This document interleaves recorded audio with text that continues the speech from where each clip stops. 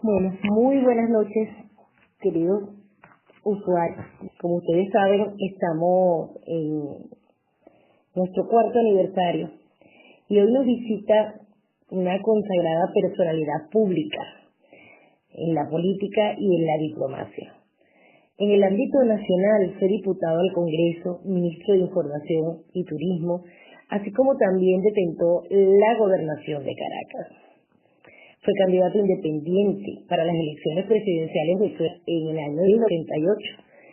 Y en el ámbito internacional destacó su rol como director del Banco Interamericano de Desarrollo, embajador venezolano ante la ONU, presidente del Consejo de Seguridad y secretario general asistente y consejero del secretario general de la Organización de Naciones Unidas. Ya evidentemente sabrán a quién me refiero. Es al doctor Diego Arria Salicetti, político, escritor y diplomático venezolano.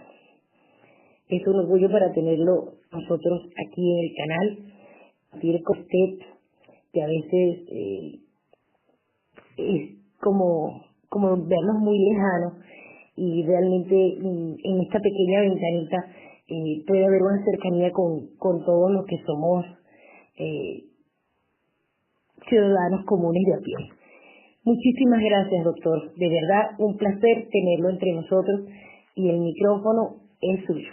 Pues me siento muy honrado, muy agradecido y muy contento porque creo que es la tercera vez que estoy por serlo, pero yo siempre he valorado muchísimo el rol que los ciudadanos activados juegan en cualquier sociedad. Lo he promovido durante los conflictos internacionales en los cuales he participado y por supuesto muchísimo en Venezuela. Recuerdo cuando yo era gobernador comenzaron los movimientos de las asociaciones de vecinos y yo iba constantemente a hablar con ellos. Me siento hoy como si hablara con una comunidad de vecinos. Así que estoy más que dispuesto.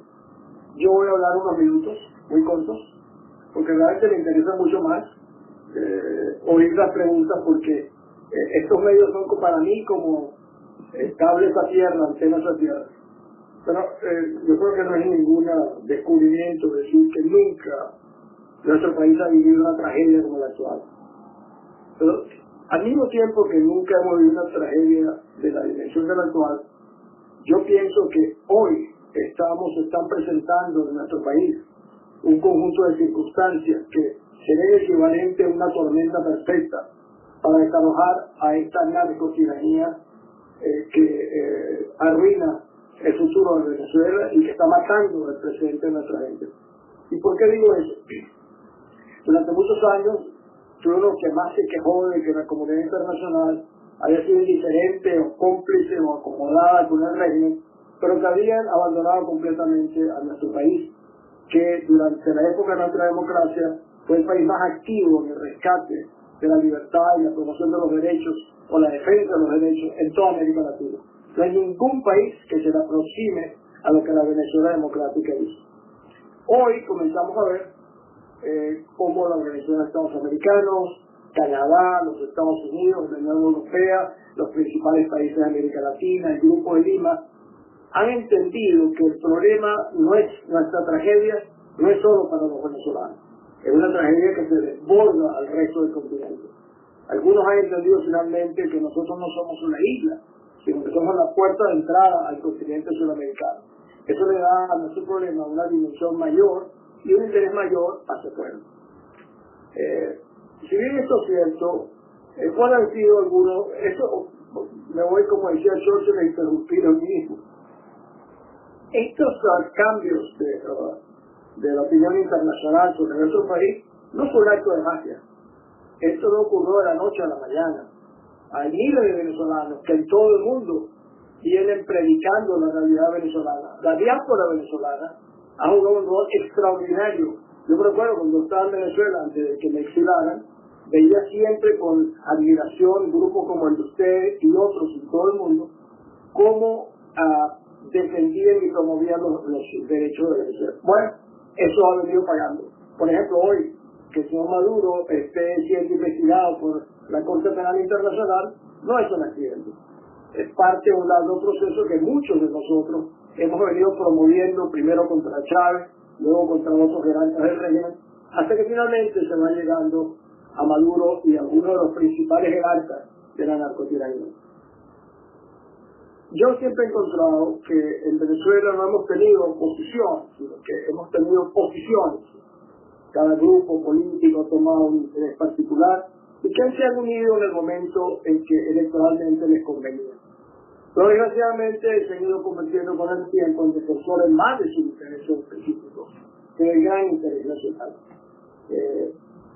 Algunos de ustedes lo habrán experimentado, pero por ejemplo, a mí con frecuencia, en las reuniones que tengo en el mundo, siempre me dicen, bueno, pero ¿cómo es? Ustedes dicen que tienen una narcotiranía quizá no se sientan con ellos, conversan, se abrazan, se ríen, y participan en actos de una asamblea fraudulenta que nosotros en la comunidad internacional hemos desconocido.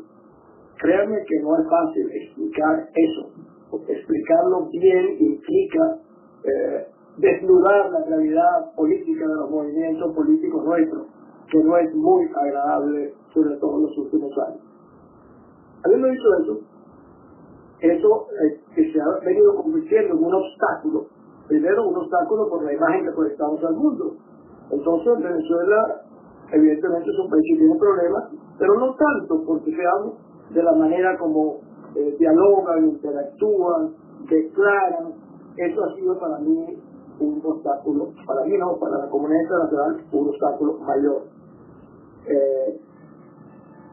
Yo no voy a hacer, pensando en alto, decirles algo, mire, yo no estoy metido defendiendo los derechos de Venezuela porque quiero algún cargo, algún puesto.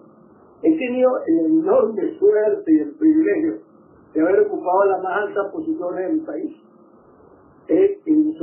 No solo en nuestro país, sino también internacionalmente.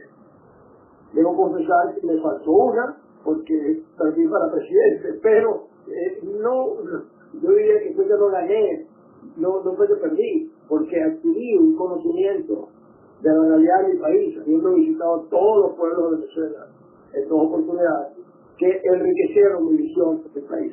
Lo cual me ha hecho, como siempre digo, que tengo una visión de conocimiento de mi país, pero al mismo tiempo un conocimiento de la realidad en el cual nuestro país está insertado en el mundo, lo cual me da una visión ni mejor ni peor que la de ninguno, pero sin la menor duda distinta. Y esa distinción también está basada en que yo soy profundamente independiente. Les voy a explicar en qué consiste eso. No trabajo para nadie, no dependo de ninguna decisión política que me guíe mis pasos. Y eso ha sido así toda mi vida. Los independientes son cuando uno es realmente independiente y no recibe órdenes, se hace muy incómodo. Y yo he sido una persona incómoda para la dirigencia política venezolana. ¿Por qué? Porque muchos de ellos les podría gustar decir lo que yo digo o hago, pero no se atreven porque están amarrados por intereses muy particulares.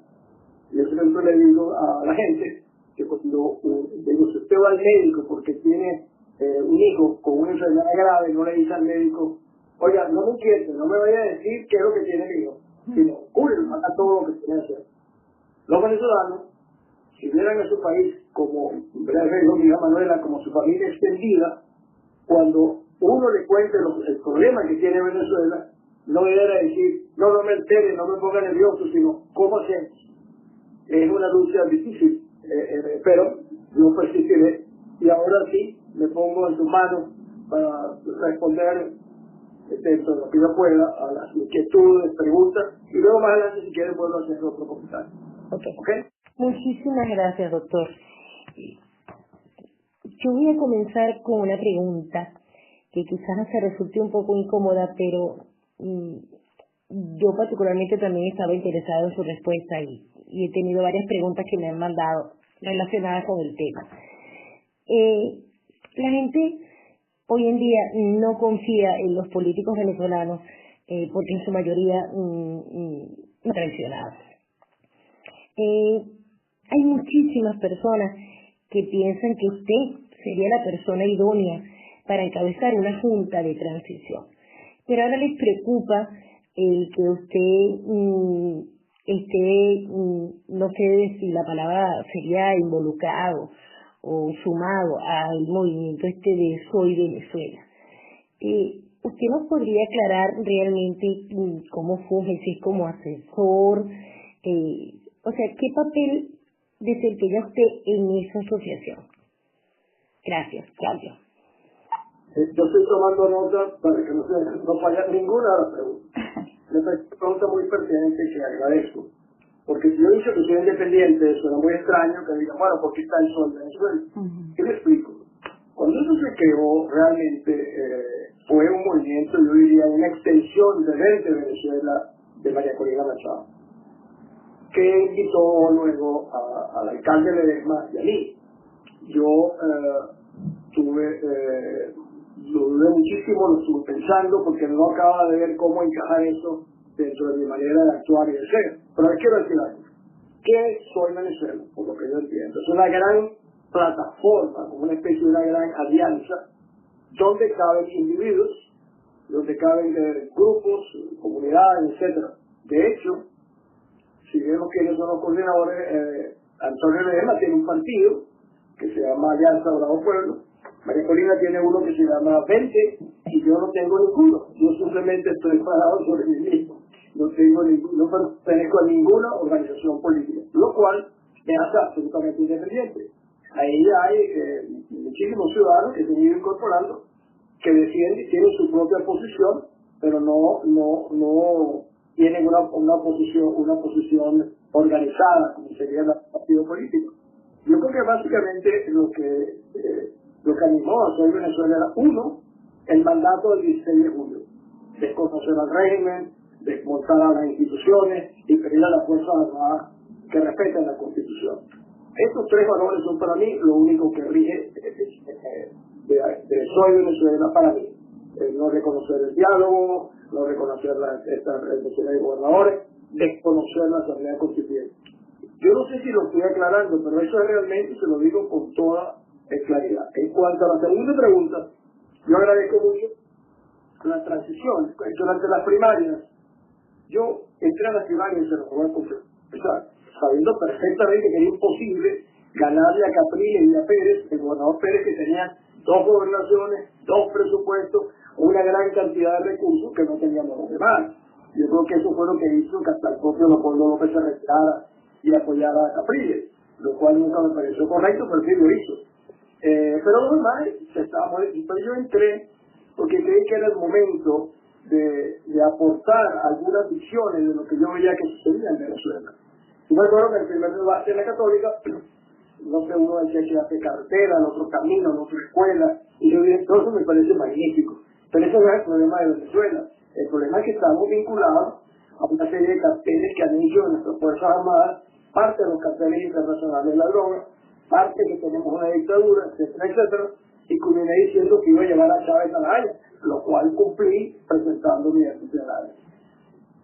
Pero yo decía en esta oportunidad que la salida de Venezuela no sería convencional, lo dije esa misma noche, o sea, no era electoral, que Venezuela requería un periodo de transición, y yo le decía un poco, yo lo decía de esa manera, pero un poco, mire muchachos, usted me da a mí 2 o 3 años, yo limpio el camino, y cuando el camino esté limpio, ustedes ingresan y siguen manejando el futuro.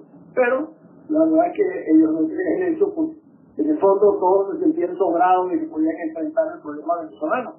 Y yo le decía, mire, yo a pesar de que tengo más experiencia, que he participado más cargos, he tenido más responsabilidad pública, me siento absolutamente inadecuado. Esto tiene que ser un consejo de gobierno, tenemos que ser varias personas, pero en la plenaria pensaban que cualquiera de ellos era más que suficiente.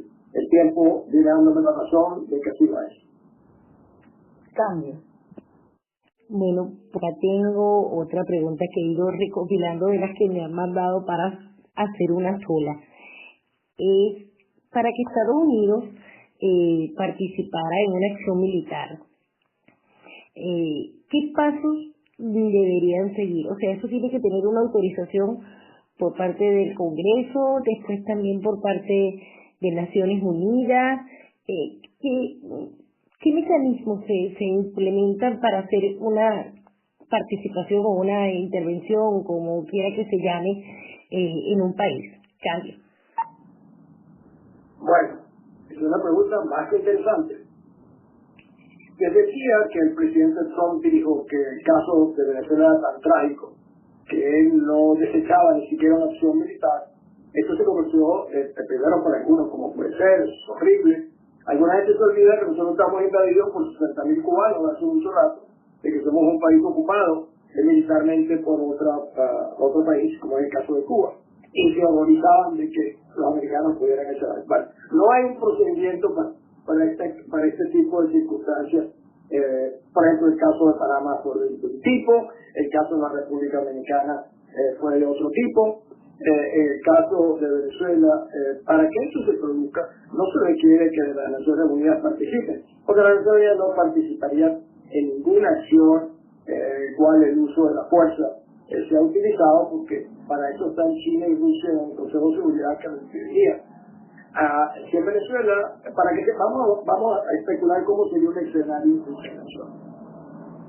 Cuando hay una sociedad como la nuestra, donde mueren niños por desnutrición, donde el 70% de los venezolanos no comen más de una vez al día o 2 veces al día, donde los niveles de desnutrición están acabando con el futuro de nuestros niños, de nuestros jóvenes, donde hay hambre masiva, falta de medicina, se puede generar problemas mucho más serios.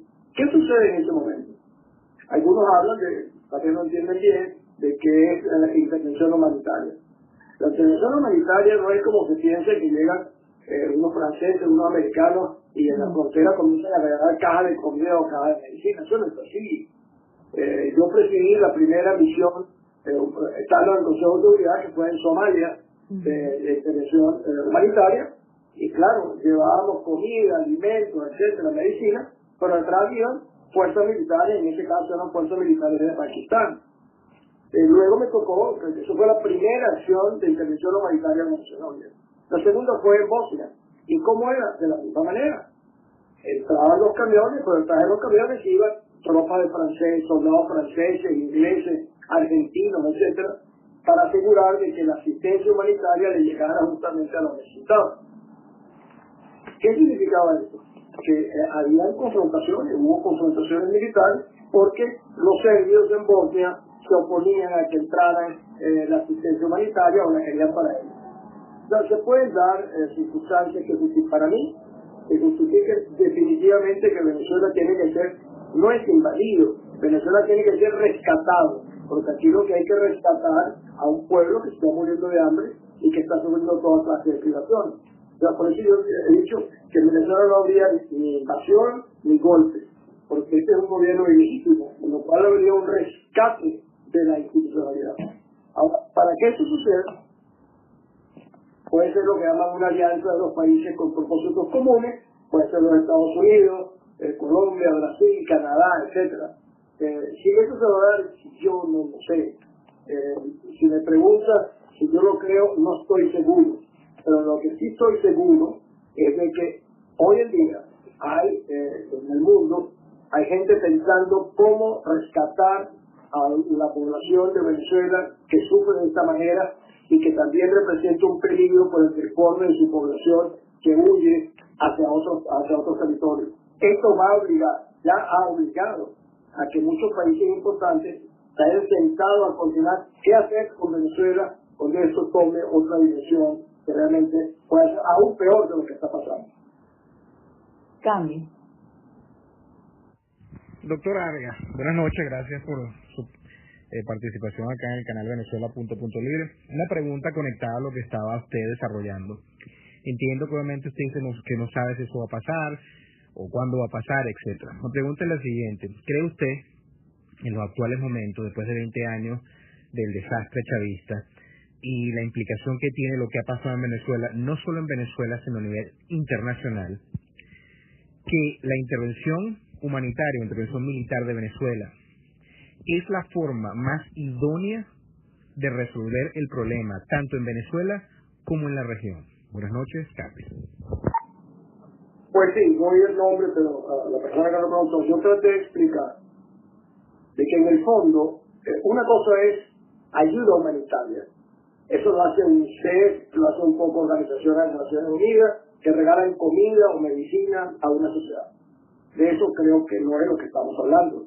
Primero, porque eso sería comida que se tendríamos que entregársela al régimen para que el régimen se la entregue a los colectivos y los colectivos se lo entreguen a los que tienen aprisionados. O sea, esa no es la modalidad. La modalidad de la intervención humanitaria, rescate humanitario, implica el respaldo de grupos militares que respalden y aseguren que los militares locales, por ejemplo en el caso venezolano, la Fuerza Armada, no van a impedir la distribución de este tipo de asistencia. Lo cual, en el fondo, sin eufemismo, es una intervención militar con propósitos humanitarios. Esa será la mejor manera también de definirlo. Porque la otra manera quiere decir lo mismo, pero se está un poco cubriendo de lo que es la realidad. Por eso es que el Real Padrino, digo, yo me opongo a toda clase de intervención de México, porque él sabe como militar que esto implica que la asistencia humanitaria viene respaldada por fuerzas militares. Y si las fuerzas militares locales no cooperan, evidentemente son enfrentadas, y como se ve en el caso nuestro, ampliamente superadas por una acción militar que sea de un grupo de países que vienen, repito, no a invadirnos, sino ayudarnos a rescatar a Venezuela. Voy a tomar el abuso y no hacer un cambio. Solamente nosotros en Venezuela, doctora Arria, tenemos dentro de Venezuela aún personas que en un supuesto que llegue la intervención le puedan entregar la transición a alguna persona dentro de Venezuela, o tendríamos que buscarlo fuera de Venezuela. Bueno, mira, para completarte más su pregunta, si yo tuviera que especular, y no demasiado, te diría que en este momento un grupo de países tiene que haber desplegado, llamémoslos a sus contactos con las Fuerzas Armadas nuestras, con los cuerpos policiales nuestros, y eso implica que organizaciones como de inteligencia, tanto del Canadá, de los Estados Unidos, de la Unión Europea, porque el caso nuestro es tan grave que obliga a que todos esos países estén desplegando quiénes son nuestros contactos en Venezuela en la Fuerza Armada, quiénes son los contactos de los organismos de inteligencia, de policía. De eso no me cabe la menor duda de que eso se está haciendo. Ahora, en cuanto a una transición, aquí no se trata de que, por ejemplo, venga y ahora el de los Estados Unidos, la Unión Europea, diga, ese señor Rodríguez, o Pérez, o Martínez. Yo no creo que ese sea el caso. Pero, evidentemente, si nosotros, los venezolanos que queremos rescatar la libertad, no ofrecemos un frente que le garantice a la comunidad internacional de que sabremos hacerle frente de una manera responsable y eficiente a esto, no se produciría este rescate que lo vengo mencionando. Este es el principal obstáculo. Buenas noches, doctor. Muchísimas gracias. Yo voy a ir un poco atrás, ¿no? Voy a hablar en lugar adelante, del día después. Entendiendo que el país está en la situación que está en cuanto a corrupción y descalabro total de las instituciones, supongamos que se da la intervención y hay un gobierno de transición. Por supuesto, para poder comenzar a limpiar el país hay que hacer justicia. Hay que hacer justicia comenzando por militares y terminando en los políticos que estén involucrados, sean del bando que sea. Sabiendo que nuestro sistema judicial está totalmente corrompido y que los políticos que estén inmersos en cualquier tipo de delito harán lo que sea para que no se les aplique la ley a ellos, sería conveniente. ¿Qué opina usted? ¿Está a favor de incorporar por ejemplo, la iniciativa que se está dando en Guatemala desde hace muchos años con los tribunales de la OEA, que están haciendo trabajo para evadir lo que es la impunidad y la corrupción? Muchísimas gracias. Cambio. Bueno, déjame contestar del final hacia adelante. Yo estoy completamente de acuerdo con lo que sucedió en Guatemala, que generó incluso hasta meter en la cárcel a un jefe de Estado. Ahora, Imaginémonos que esta conversación no la estoy oyendo a nadie. Yo le voy a hacer un par de reflexiones. Hay algo que se llama el poder de disuasión. Y les cuento un ejemplo. Durante la guerra del Golfo, la segunda, estando yo en el Consejo de Seguridad, tuvimos una reunión con oficiales de alto rango de varios de los principales potencias, en el cual nos informaron que tenían los teléfonos celulares de todos los oficiales medios y superiores de las Fuerzas Armadas de Irak, de Hussein. Y me recuerdo que uno dijo, ¿y por qué ustedes creen que tenemos los teléfonos? Bueno, porque le hemos dicho a todos ellos, en comunicaciones bilaterales, que si nosotros tenemos que invadir Irak, mejor que su comportamiento lo revisen, porque cargarán con las consecuencias de sus acciones.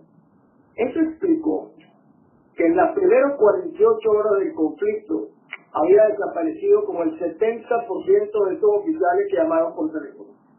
Bueno, eso es lo que la mafia dice, le hago una oferta que no puede rechazar. Eso se llama el poder de disuasión. El poder de disuasión lo utilizan las grandes potencias anticipándole a la gente lo que le pueden hacer o lo que le puede costar. Aquí tenemos ya, desde que Trump entró, el poder de disuasión ha venido acentuándose, ha venido apretándose, cada vez se ha venido acercando más a lo que puede ser una realidad. Y esto, por supuesto, tiene realmente en pánico al régimen actual.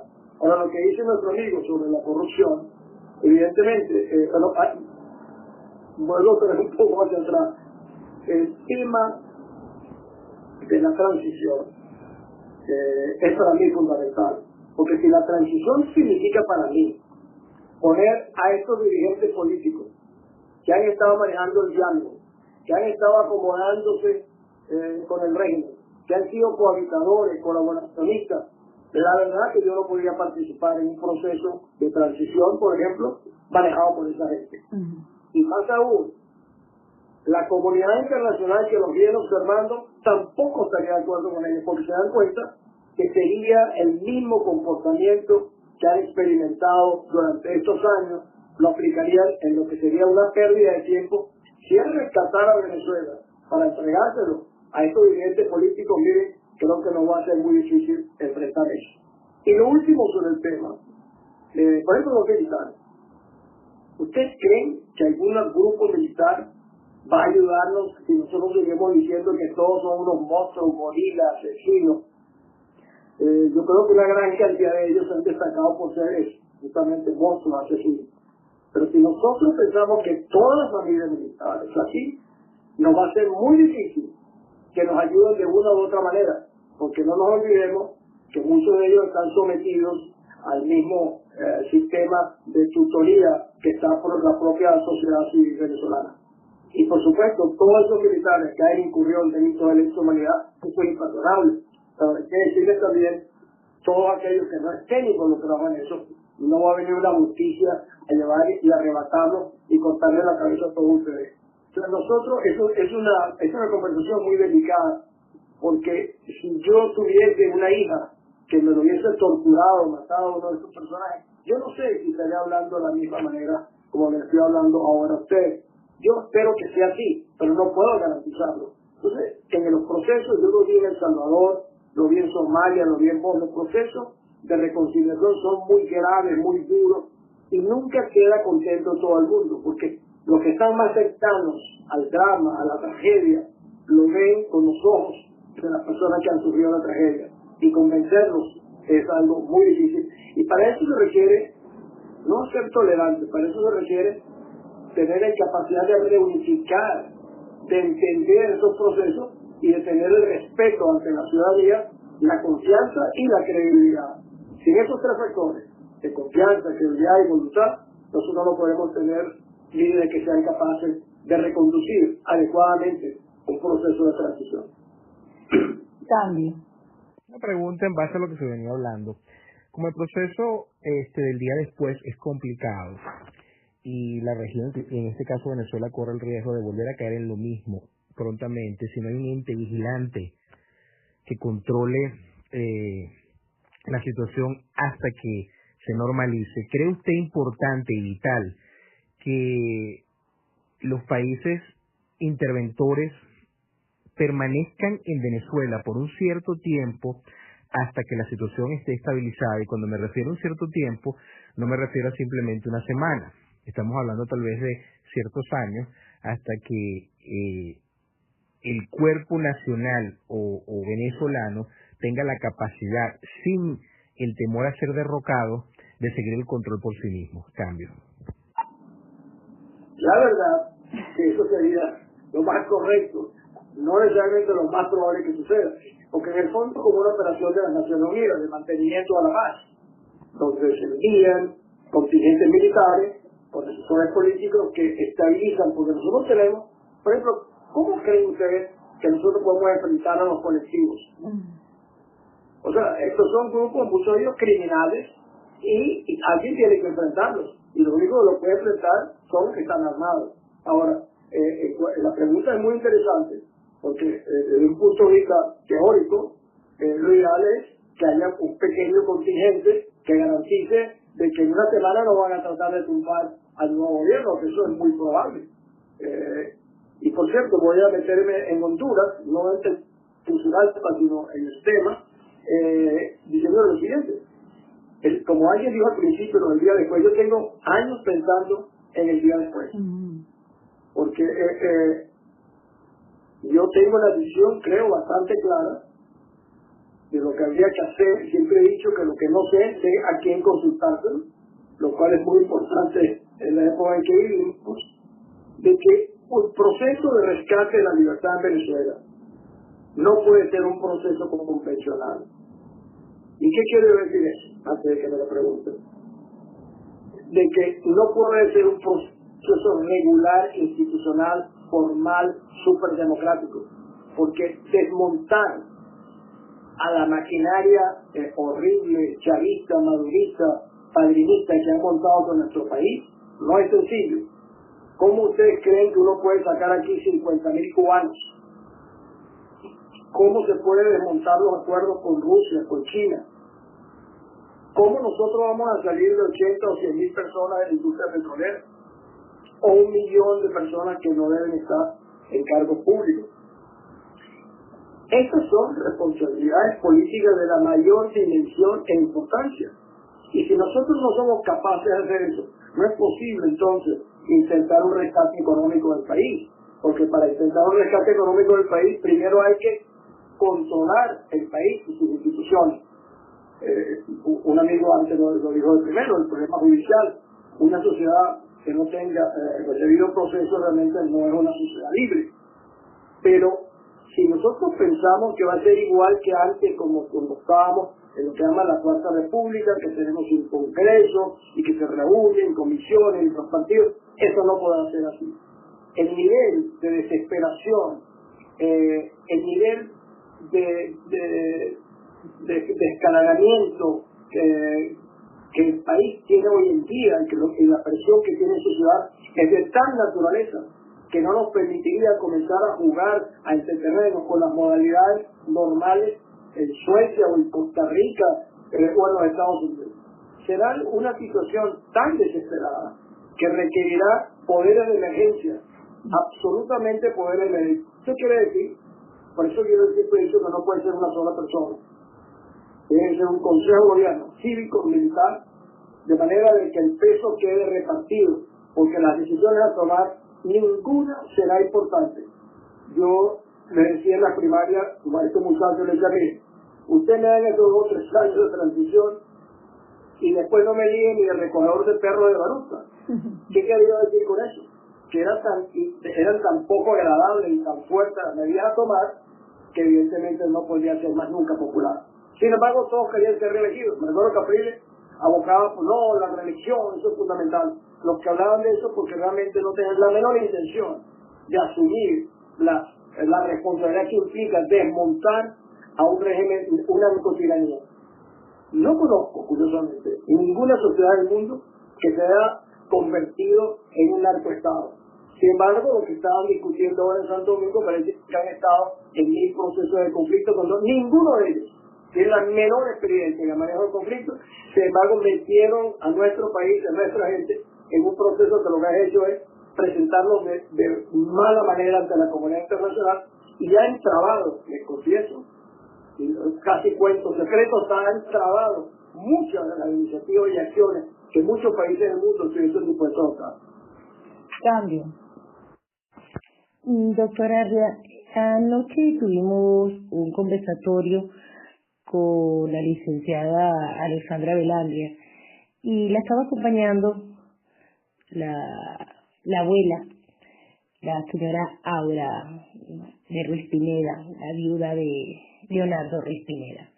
Se le hizo una pregunta en relación a cómo era la situación en los años previos, antes de la caída de Pérez Jiménez, y qué similitud había con la actual. Y ella nos dijo que antes de la caída de Pérez Jiménez había represión, abusos de todo tipo, pero que había comida, había trabajo, o sea, una situación relativamente normal. Ahora, mi pregunta es la siguiente. A ver si usted entiende, porque realmente estamos todos tan desconcertados. ¿Qué lleva a los venezolanos a aguantar tanta miseria,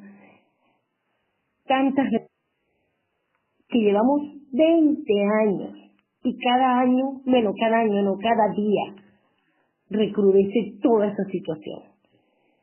¿Usted qué cree que ha podido pasar para que los venezolanos aguanten tanto cambio? Bueno, soy muy amigo de Alexandra y de su madre, ahora los quiero mucho. ¿Sabes qué?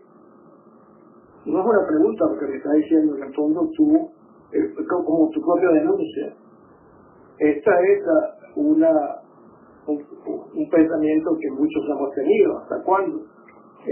Y uno ve que hemos tenido, este año tuvimos, a final del año pasado, 140 muertos. La gente se olvidó completamente, hasta los nombres de los que mataron, de los que los años anteriores también. 2 carteles y los 5, y la señora que estaba embarazada, ya ni se habla, no aparece. Estas son muestras que no inspiran a una sociedad. Una sociedad que ve que no importa que se dé la vida. Para una cosa menor, ayer me apareció en Facebook un recuento, porque eran 8 años desde que Chávez invadió mi finca y me saquearon. Y yo decía, caramba, ni una persona dijo que le parecía mal hecho. Y no hay que considerar a Chávez ni una persona. La falta de solidaridad hace que la gente diga, bueno, ¿por qué yo si no voy a ser de alguna manera reconocido? Y esa capacidad de aguante, hay 2 maneras de verla. Una es la carga terrible. Nunca los venezolanos han sufrido nada parecido a esto. Nunca los venezolanos han estado sometidos a tanta presión e intimidación. Una gente que aprendió a hablar susurrando, que no usan el teléfono normalmente porque tienen temor, que no se atreven a decir nada. Es una sociedad, así fue el sistema soviético, el sistema cubano de intimidación a una sociedad. La pregunta que uno se haría, ¿estos son cobardes? ¿Cómo va a ser cobarde un país que ha tenido tanto sufrimiento, tantos muertos, tantos perseguidos, tantos presos, tantos exilados? O sea, ese no es un país cobarde. Pero yo lo que creo, yo lo digo de la siguiente manera. En Venezuela no hay líderes, en Venezuela hay dirigentes. Y me hace gracia cuando dicen líder de tal cosa, líder fundamental. Los líderes, los únicos capaces de entusiasmar, animar a una sociedad, esos son los verdaderos líderes. Y no necesariamente tienen que ser conocidos, que son los líderes en las pequeñas comunidades, incluso en su propia familia. En las familias hay alguien siempre que es el que inspira, que de alguna manera nos hace más responsables o que nos propone hacer mejores cosas. Bueno, lamentablemente la política venezolana han desaparecido los líderes y lo que hay son dirigentes. Y dirigentes son como administradores de sus propios intereses. Yo no tengo una respuesta más adecuada que la que te he dicho, pero sin la menor duda no es porque es simplemente porque no se les ha dado una inspiración una visión del futuro, no se les ha desgraciado, sobre todo los jóvenes. El día que los jóvenes sean realmente desafiados, oye, van a ser imparables, van a tener una fuerza extraordinaria, pero esa fuerza tiene que estar basada en que crean en líderes que los inspiren y que les den credibilidad, confianza, que hoy en día no lo tienen. Bueno, yo antes de nada voy a pedirle disculpas por no extender un poquitito, ¿vale? Voy a tratar de ser rápido, pero es que quiero ambientarlo. En la última película de Churchill, la que está en cartelera, se muestra a Churchill pidiéndole auxilio a los Estados Unidos porque tenían 300.000 personas que iban a ser masacradas en Francia. Estados Unidos abiertamente le dice que no puede. Aquí no te puedo ayudar, yo estoy firmando un tratado de paz y tal. Y tuvieron que activar el mecanismo civil para ir a recoger a esas personas. Por lo tanto, una potencia no entra en un país por solidaridad, entra por conveniencia. Vamos a partir de ahí. A mí me preocupa muchísimo el llamado a calle constante que están haciendo algunos pequeños sectores. Entonces se aventuran pequeños grupos y los reducen, los maltratan, los apresan, los torturan. Yo sé que hay una gran fuerza acumulada dentro de la sociedad. Este llamado general a rebelión favorecería en algún sentido la intervención de otros países o sería irrelevante de cara al tiempo que ellos tengan estipulado para entrar. O sea, no sé si me expliqué bien. Cambio. Yo no sé si oí toda la pregunta, pero voy a tratar de entender. Cuando hablaba de la película de Churchill, justamente en Dunkirk, justamente cuando tiene esta conversación Churchill con Roosevelt. Por cierto, hay algo en esa película que es importante. Cuando al final Churchill, el poder de la palabra, el discurso de Churchill, cuando se niega a entregarse a los alemanes el día de la mediación de Mussolini en Italia, es el discurso que él da al Parlamento, en el cual su canciller, que se llama Lord Halifax, que no estaba de acuerdo con él, dice, después que voy a hablar, dice, él agarró el idioma inglés y lo envió a la batalla. ¿Qué quería decir con eso? Que el poder que Churchill tuvo en sus palabras movilizó a toda una nación, y no solamente movilizó a una nación, yo me atrevería a decir que ese discurso cambió la historia del mundo, porque es cuando Inglaterra evidentemente no se rinde y es cuando los Estados Unidos vienen apoyando. Ahora, no entendí bien la segunda parte, creo que me dijiste si había rebelión, no sé si me la puedes repetir. Yo sí creo que es fundamental que haya movimientos locales para que haya una ayuda de afuera.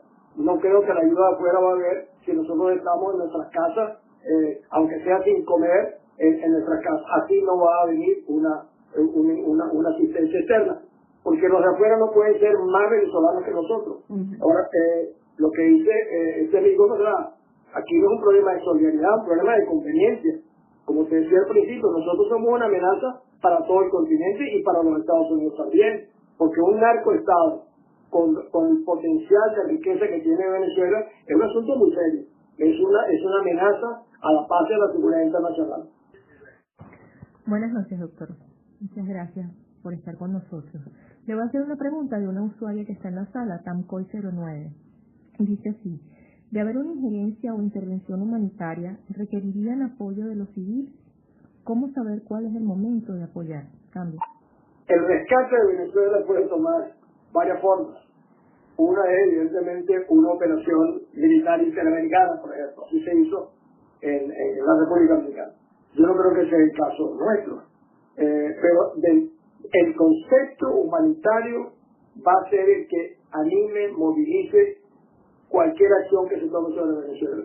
Porque evidentemente no es excusa, la gran causa que movilizaría una intervención que podemos llamar humanitaria fuerte o una intervención fuerte humanitaria, al final está reforzada militarmente. No hay manera de hacer eso que hablan del canal humanitario, no hay manera de hacer una intervención, una asistencia humanitaria que no sea apoyada por una intervención secundada fuertemente. ¿Qué quiere decir eso fuertemente? Por activos militares. También. Buenas noches, doctor. Primero le voy a comentar unas cosas, para ser un poquito breve, para que se lo haga llegar a María Corina y a varios. Hay que escuchar un poquito más a varios grupos y varias personas y varias ideas y varios proyectos completos que hay por allí, ¿no? Después le haré llegar más expedito la cosa. Yo temprano hice una pregunta en Twitter a varios políticos venezolanos que decía, ¿apoyaría usted un plan de reorganización del país creado por los más preparados académicamente en cada área, aunque no se le otorgue o designe en ningún cargo público? Cambio. Absolutamente, me parece que, no es solamente, sí, siempre he estado a favor de eso. Por ejemplo, hay un grupo que tiene un plan económico para Venezuela, que es el del Dr. Hausman de Harvard, donde hay un grupo de venezolanos extraordinarios. Ese es un camino. El problema es que yo creo que hay un camino previo. Eso es el día después, el camino económico. Y que hay que tenerlo presentado para que las instituciones financieras internacionales puedan irlo, como de hecho lo están estudiando. Pero hay primero el rescate político. Si nosotros no cambiamos el régimen, no es a Maduro, si no desmontamos ese régimen, es imposible hacer lo que tú me estás diciendo. El plan del día después, que es el que tú me estás señalando, o para aplicarlo el día después, implica el desmontaje del régimen, de un régimen nada menos que vinculado a los carteles de la droga. O sea, algo realmente muy importante. Y sí, pero te contesto afirmativamente. Buenas noches, doctor. Gusto en saludarlo. Aquí, Twinkie. Cuando se habla de desmontar el régimen, en cuanto al narcotráfico, pero ¿cómo se va a hacer para desmontar esa ideología comunista, desde su raíz acá en el país? Porque yo considero, y lo hemos hablado por acá en el canal, de que si este es un régimen que ha hecho tanto daño al país, que todas las muertes, todos los asesinatos, todas esas enfermedades que estaban erradicadas y que han vuelto después de 50 años, o sea, toda esta criminalidad tan grande que estamos viviendo acá, todas estas humillaciones que somos sometidos todos los días los venezolanos de a pie, con un carné de la patria. Ahora están diciendo de que el Petro va a ser una medida para usted hacer ciertos trámites y pagar ciertas cosas. Entonces, eso son humillaciones tras humillaciones a todos los venezolanos a diario. ¿Qué va a pasar ese día después o durante ese gobierno de transición con toda esta gente que pertenece al régimen, que van a mutar en otros partidos políticos y que yo considero que si el comunismo y esas ideologías socialistas no se eliminan por completo del país, este cáncer va a continuar. No le veo otra salida si no se hace lo posible por erradicar por completo este castrocomunismo y todas esas bandas criminales transnacionales de las cuales tenemos. Porque yo siempre lo digo, imagínese usted cómo estaríamos, doctor, si al partido nazi se le hubiese dado participación política después de la Segunda Guerra Mundial. Ese es mi gran dilema, mi gran dolor de cabeza, así como de muchos venezolanos. Adelante, Candy, y muchas gracias. Muy buena pregunta, con muchas aristas. Te voy a decir una cosa, primero global.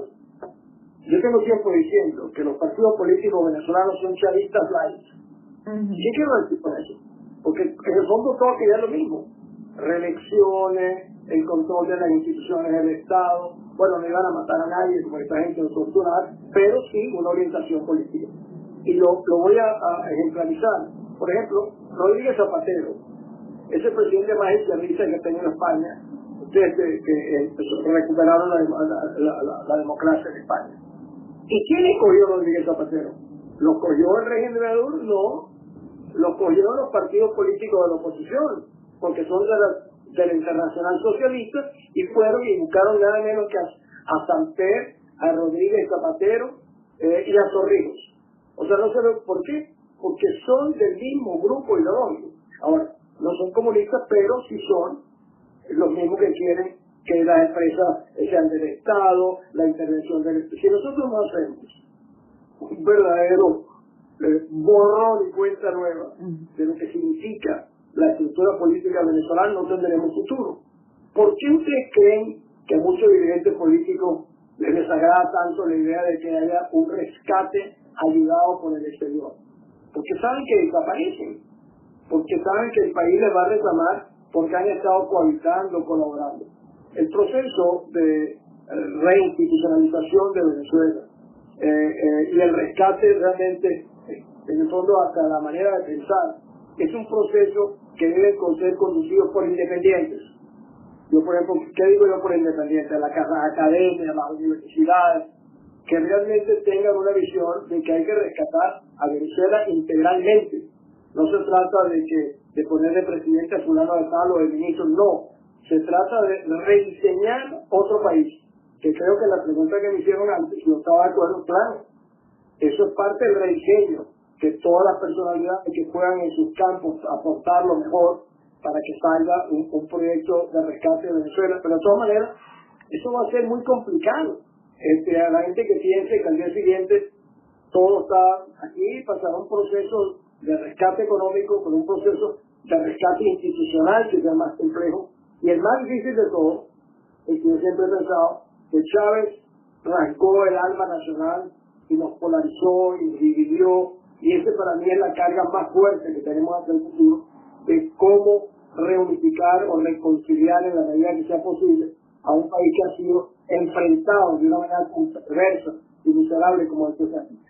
Yo me vuelvo a tomar la libertad, doctor, para hacerle una pregunta, porque me preocupa muchísimo el tema de la gente en la calle que pueda ser utilizada o malograda, ¿vale? Entonces yo le voy a hacer una pregunta amplia. ¿Cuál piensa usted que debe ser el accionar de todos en cuanto a protesta de calle? O sea, esperamos que alguien relevante que pueda aglutinar mucha fuerza haga un llamado general o hacemos protesta individual con el riesgo que esto conlleva. Sabemos que el régimen no está tomándoselo de manera jocosa y automáticamente reprimen de manera criminal, e incluso luego de la protesta en la noche los buscan en las casas y los desaparecen, cosas de este estilo. ¿Cuál sería para usted el momento ideal o cómo recomendaría usted que se comportase la sociedad en cuanto a su inquietud, su rabia, sus ganas de ir a protestar, sus ganas de cambio? Bueno, es la gran pregunta. Yo comienzo por decirte que en Venezuela no hay hoy, que yo conozca, una persona capaz de volver a movilizar a la calle con las dimensiones que mis hijos en el pasado. Para no ir tan atrás, lo que fue en 2002, 2004, luego han venido reduciendo. Yo creo que, por ejemplo, mientras tú tengas un sector privado que es incapaz de cerrar bancos, empresas, o sea, aquí no hemos querido apuntar por razones muy diversas.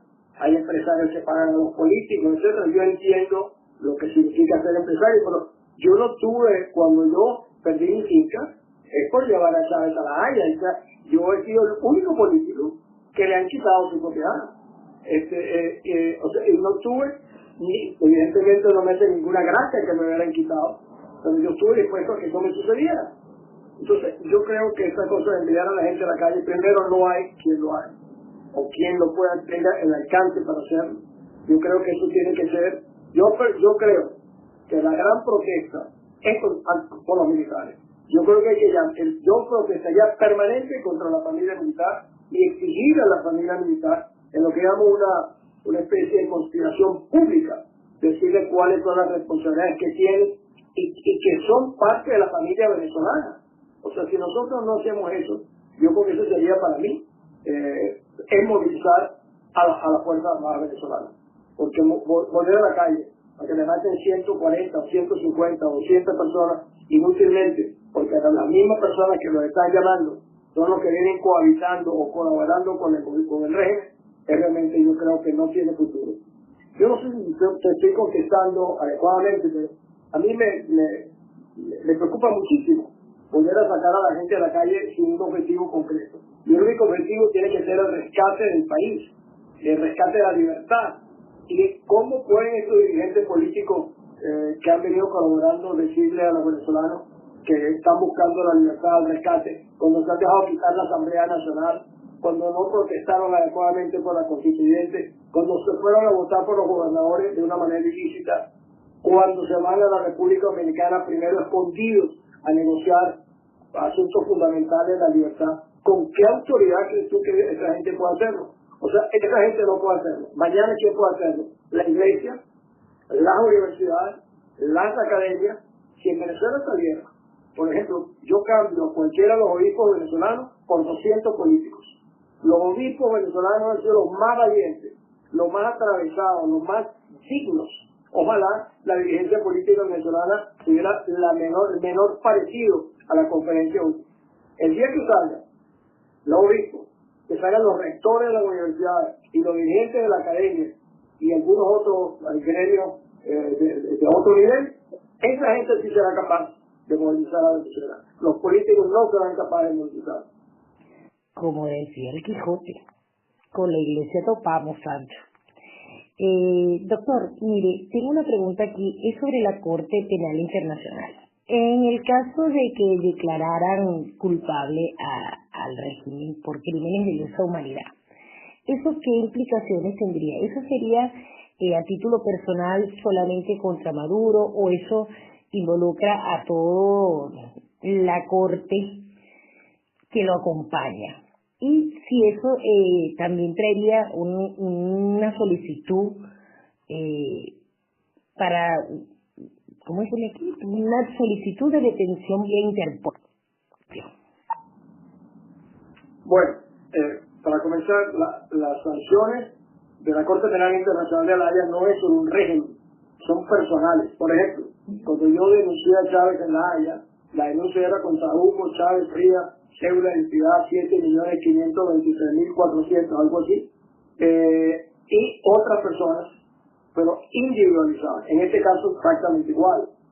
Las investigaciones preliminares de la Corte le van a dar al propio fiscal elementos adicionales a los que ya le hemos suministrado muchos de nosotros, de cuáles son los principales jerarcas que han cometido el delito de lesa humanidad.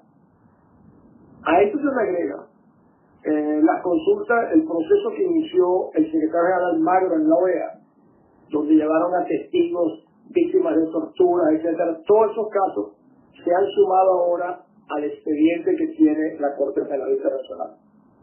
La justicia internacional es muy lenta, pero ¿qué va a suceder en este caso? Que lo hace menos lenta.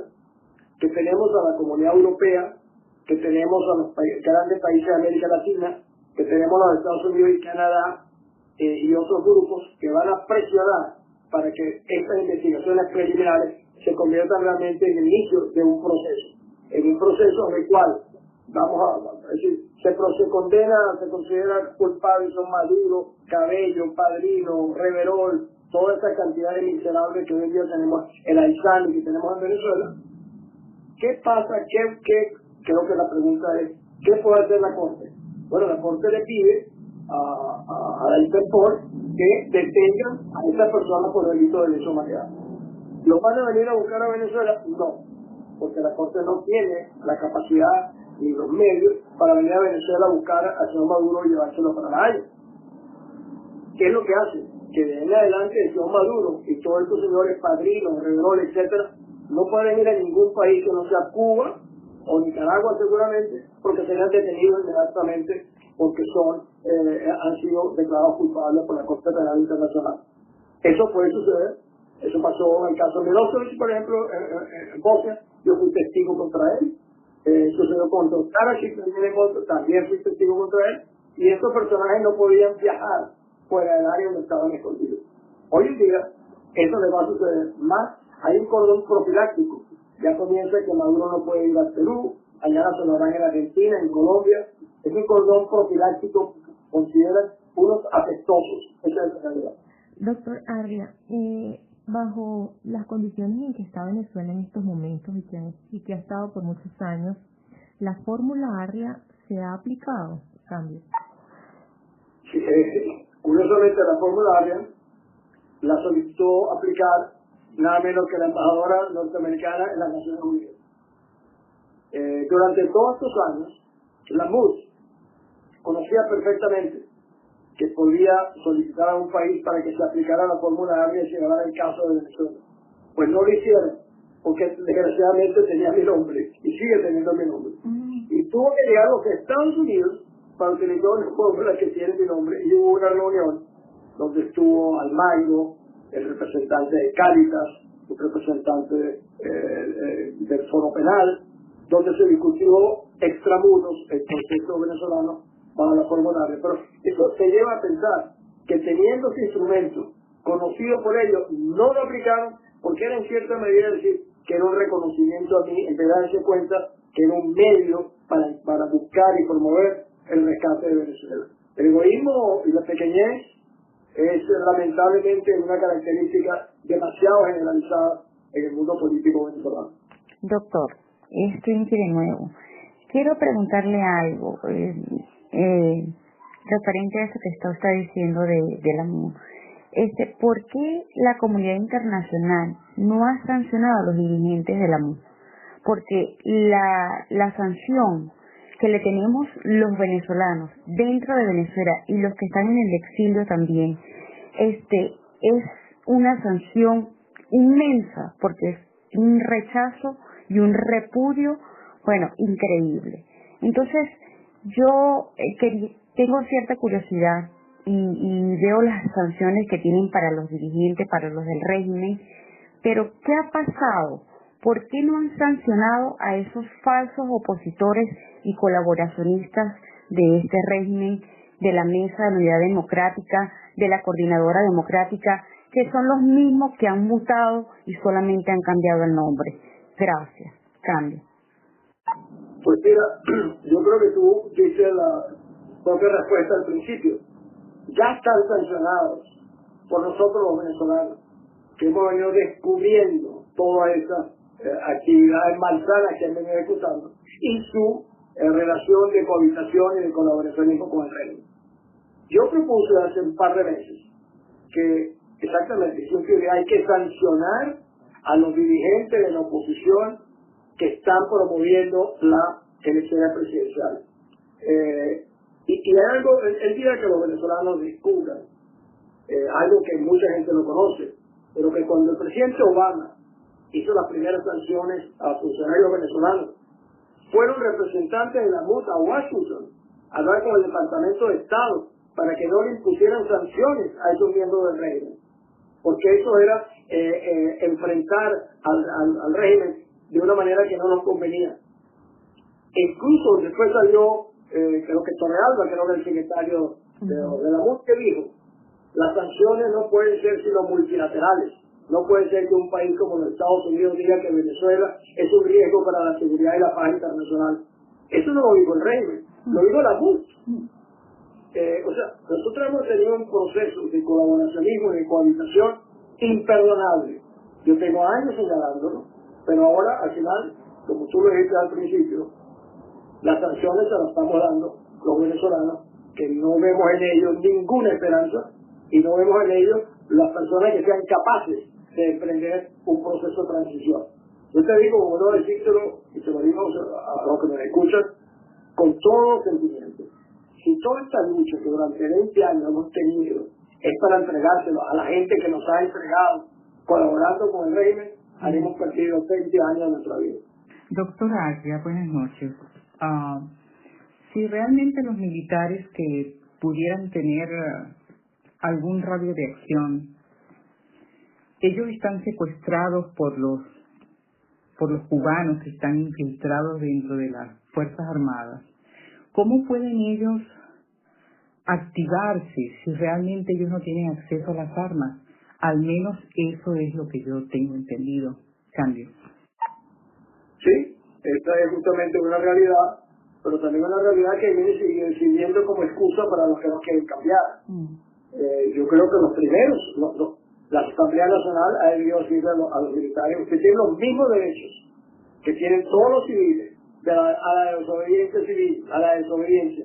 Y la desobediencia no puede ser castigada, y nosotros le vamos a garantizar de que los oficiales, etcétera, que hagan demostraciones de desobediencia van a ser protegidos de una u otra manera. Eso no lo han hecho.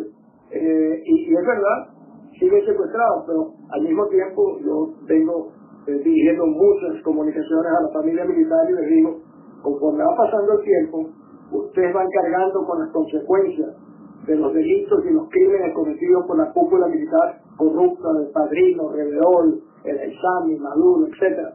Y eso sería imperdonable. Tal vez lo que no me he referido es si yo creo que quede una reserva militar para hacer eso. Yo sí lo creo. Pero para ello tienen que tener la seguridad de que los civiles los sentimos que son parte de la familia venezolana y de que nos vamos a incorporar a un proceso de reconstrucción del país. De aquí en adelante va a ser muy difícil, incluso rescatando la libertad, desvincular a las Fuerzas Armadas de la actividad nacional. Más aún, yo creo que los militares juegan un rol importante en lo que son las decisiones estratégicas de un Estado. Lo que pasa es que a esto no lo tienen en una actividad estratégica, sino que los tienen robando por comida, robando por medicina o robando por todo tipo de contrataciones, y ha realmente prostituido gran parte de las Fuerzas Armadas. Doctora Arias, una preguntita, a lo mejor no me la va a poder responder por lo picante.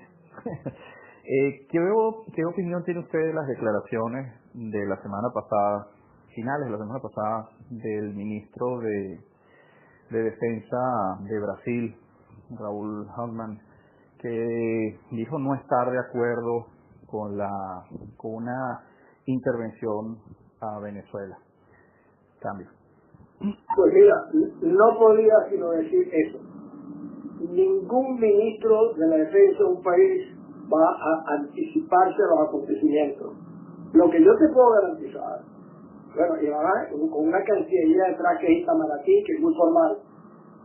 Macri dijo algo parecido, otros han guardado silencio, pero es que nadie puede decir anticipadamente: no, me parece magnífico que invadan a Venezuela. Eso no se puede hacer. Lo que sí te puedo asegurar es que una vez cumplidos, realizados los actos, habrá una celebración colectiva en toda América Latina que está amenazada por el régimen más irresponsable, corrupto, malsano y además narco como es el régimen venezolano. Te lo garantizo que habrá una celebración comenzando por Brasil. Buenas noches, doctor, otra vez por aquí. Yo creo y estoy casi seguro que hay grupos militares que están propensos a hacer algo. Pasa lo que usted dijo, y también muy de acuerdo en todas las cosas que ha dicho, y gente que se ha estado preparando desde hace tiempo para todo eso. Pero le planteo el escenario hipotético, que es lo que está pasando ahorita, que estos grupos tratan de acercarse a las únicas personas que ven ahorita como confiables, y estas personas no responden o están muy ensimismados, pues. Llámese Ledesma, llámese Machado, a usted lo veo bien abierto, pero ese es el principal escollo. Aparte de que los grupos políticos que quedan confiables deben entender que salir de esto requiere una operación cívico-militar, y hay parte en la operación militar no la pueden desarrollar ellos y tienen que atenerse a lo que indique ese sector militar. Entonces ahí viene el problema, y es lo que yo le pregunto a usted: ¿por qué no hacen un frente completo ustedes y se hacen más confiables, ¿verdad?, para que se pueda dialogar con ustedes y exponer todos los puntos de vista y llegar a un plan completo de cómo empezar a salir de esto, que no necesariamente requiere a la población civil en principio, porque eso implicaría muchas bajas civiles?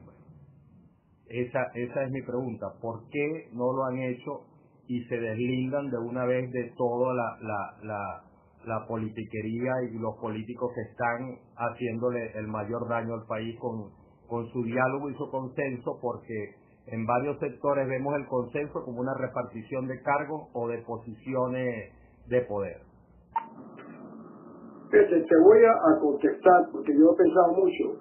Si yo fuera un coronel, o un general, o un teniente coronel, y observo a mi alrededor el comportamiento de la dirigencia política oficial de la oposición, primero, no le tendría confianza a ninguno. Segundo, diría, esta gente realmente no está cumpliendo su función, porque están, por determinados pequeños intereses, están cohabitando o colaborando con el régimen. Si colaboran con el régimen, capaz que si yo me acerco a esa gente hasta me denuncien. O sea, te vuelvo a decir, yo le he dicho a las fuerzas militares, yo tengo las más altas condecoraciones en la democracia de las 4 fuerzas militares, lo cual indica que tenía una magnífica relación con ellos. Pero si yo soy un alto oficial de la Fuerza Armada, tengo que comenzar a ver con quién yo puedo asumir nada menos que el riesgo de perder mi carrera, o que me metan preso, o que me torturen, si yo no tengo y no puedo confiar en determinadas personas del sector civil. Eso te guíe. Yo creo que, así como nosotros criticamos a la Fuerza Armada que no se mueve, nosotros tenemos que criticar entonces a los civiles que dan ese tipo de demostraciones que realmente impiden que esa relación que tú estás diciendo se acerque.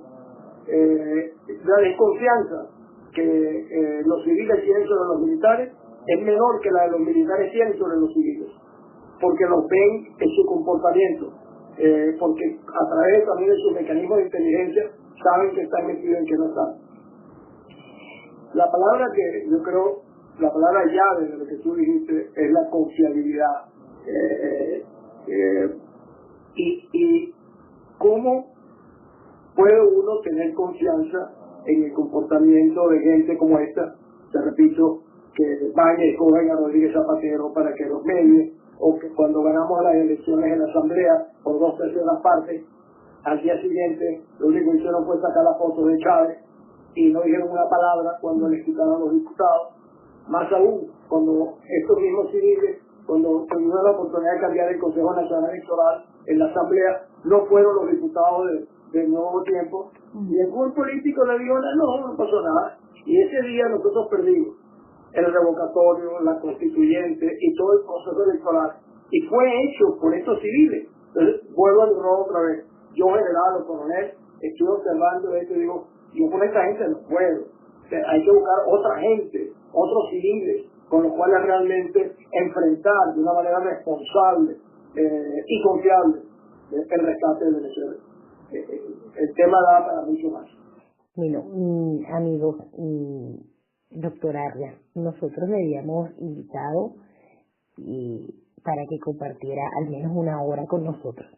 Por favor, cuando usted considere, si quiere estar con nosotros media hora, una hora más, aquí estamos. Pero sí sabemos que su tiempo muchas veces está limitado por sus diversas ocupaciones. Usted nos dice, miren, 2, 3 preguntas más y damos por concluido el conversatorio. De todas maneras, lo vamos a comprometer para otra oportunidad seguro. Como usted decida. Bueno, antes de que conteste, yo le quería hacer una pregunta y es en base a Colombia. Sabemos que Colombia va a vivir próximamente un proceso electoral. Y hay 2 personas realmente terroristas, como es Timoshenko y Petro. ¿Usted cree que de ganar ellos, alguno de ellos 2, espero que gane Uribe, pero en el caso de que ganaran alguno de ellos 2, pudieran tener, o sea, le hicieran un respaldo profundo a Venezuela para continuar, para que Maduro continuara en el poder? Cambio. Pues mira, agradezco la pregunta porque en medio de tanto sufrimiento en Venezuela la gente piensa poco en lo que acontece alrededor nuestro, no solamente en Colombia, en Brasil, Lula puede regresar. En el caso de Colombia sí, yo creo en un triunfo de Petro, que sería una tragedia, significaría la consolidación de la relación que Venezuela tiene de manejar los grupos irregulares o los grupos narcoguerrilleros que siguen en Venezuela. Eso es un tema muy peligroso para nosotros, sin la menor duda. Yo, con todo gusto, yo contesto un par de preguntas más, no por mí, sino porque no quiero cansarlos, y más bien en otra oportunidad seguimos. Así que hacemos un par de preguntas, ¿les parece? Doctor, yo le voy a hacer una última preguntita y quiero después pedirle que le dé un mensaje a los que nos están escuchando. Mi pregunta es, el ambiente de intervención internacional, entendiendo que está muy ligado a lo que pasa en Colombia, ¿usted piensa que podría ser antes o después de las elecciones en Colombia? Esa es la pregunta. Y mi petición es que, si puede, se dirija a todos estos guerreros que nos escuchan a través del canal y les haga una recomendación. ¿Cuál sería su opinión en cuanto a su accionar si los tuviera enfrente y tuviese que decirle algo adecuado a este momento? Muchísimas gracias, de verdad. Buenas noches, cambio. Yo creo que lo de Colombia, yo creo que puede ser antes de las elecciones de Colombia. La segunda parte que me decía el amigo era que qué mensaje yo le daría sería a los jóvenes, lo que está diciendo. Sí. Sí, doctor. Bueno, voy a ser, como siempre, absolutamente franco. Yo participé en las primarias e incluso hice un libro que se llama Venezuela, la hora de la verdad. Lo hice para los jóvenes venezolanos. Porque dije, los jóvenes venezolanos no tienen complejos ni tienen prejuicios, a diferencia de los mayores que ya están preconcebidos o prejuiciados de cierta manera. Y esto ven, cuando uno le habla de libertad, ellos, a un joven, libertad es todo. A otros de estos políticos le dan la libertad bueno, acomodarse, ceder por aquí o ceder por allá. Yo creo que si, te voy a decir algo,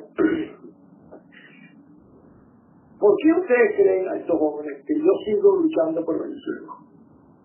¿Es que acaso alguien me paga? ¿O vivo de eso? No, ni nadie me paga, ni vivo de eso. Pero porque todo lo que yo he alcanzado en mi vida se lo debo a ser venezolano. Yo, cuando me sentaba en las Naciones Unidas frente al nombre de Venezuela, sentía que me desbordaba de orgullo, porque nuestro país era el representativo de las mejores causas de la humanidad, de la dignidad, de los derechos humanos. Entonces, he vivido con un orgullo que siempre me ha desbordado por llamarme venezolano.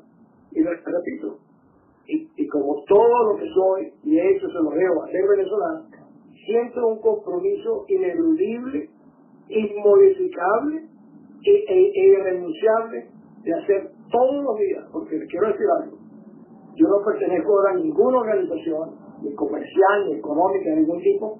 Estoy dedicado a tiempo completo a ayudar a rescatar la libertad en Venezuela. Por eso le digo a los jóvenes, este trabajo que hacemos tanto en miles de lugares del mundo, está hecho para ellos. Está hecho para que tengan realmente un futuro. Porque yo me harto cuando oigo a los dirigentes decir a los jóvenes, porque ustedes son el futuro de Venezuela. No, no son el futuro. Porque si sigue un régimen como el que tenemos, ustedes nunca van a tener futuro. O le dicen, no, Venezuela es el mejor país del mundo. ¿Cómo va a ser el mejor país del mundo? Nos está muriendo el 80% de la gente de hambre por falta de medicina. No, lo que yo le diría a los jóvenes, oye, tenemos la gran oportunidad de cambiar un régimen, de transformar la sociedad, de hacer una refundación de la República Venezolana.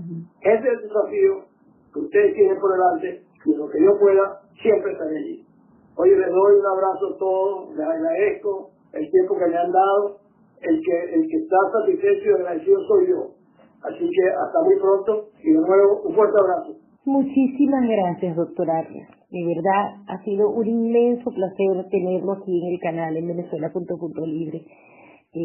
Ha sido un conversatorio muy enriquecedor, muy ameno. La manera como se ha llevado, estoy segura que los usuarios, tanto los que han preguntado directamente como los que nos han mandado sus preguntas, muy satisfechos, porque, como le decía al principio, a veces los venezolanos de aquí los encontraba a todas estas personalidades, incluyéndolo a usted, como intocables. Y de verdad ha sido una conversación, como usted le puso el título, conversando con Diego Arias, una conversación franca entre amigos. De verdad, muchísimas, pero muchísimas gracias. Y espero de corazón que podamos volver a repetir un conversatorio con usted. Mil bendiciones por toda esa lucha que hace constantemente por Venezuela. Y esos miles y miles de venezolanos. 1.000.000 de gracias. Cambio. Gracias a ustedes y les felicito por el 4º aniversario. Y simplemente les digo una cosa, dos cosas. Uno, que justamente por deberle tanto a Venezuela, es una deuda que no puedo nunca dejar de pagar. Y la única manera de amortizar un poco esa deuda es nunca rendirme. Nunca me rendiré hasta que nosotros rescatemos el país. Y siempre le digo a mis amigos, como ustedes, que el día que los venezolanos realmente nos unamos en serio, nos vamos a maravillar de las cosas extraordinarias que juntos vamos a hacer. Buenas noches, mil gracias. Amén, doctor. Bueno, quiero hacer un agradecimiento, una mención a nuestra compañera Lichita, que ha transmitido el conversatorio con el doctor Arias. De verdad, Lichita, muchísimas gracias. Sin ti no hubiese sido posible. Gracias, amiga. Bueno, pues nada, yo le voy a dar las gracias al canal una vez más por este súper conversatorio. Sinceramente, hoy unos cuantos dormiremos algo más tranquilos. Muchísimas gracias al doctor Arias.